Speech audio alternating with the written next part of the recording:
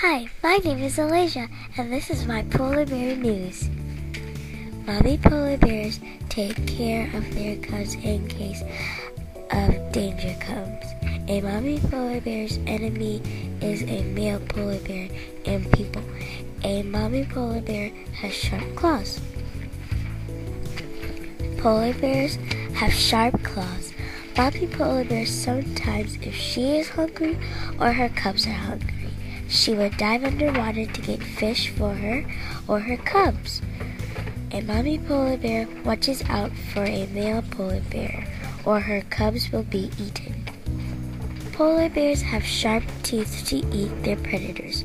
Polar bears have to eat or else they will die. A mommy polar bear has big feet. A baby polar bear has little feet.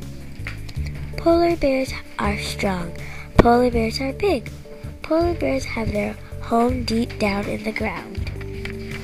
Polar bears live in the North Pole. Baby polar bears are cute. Some polar bears are bad.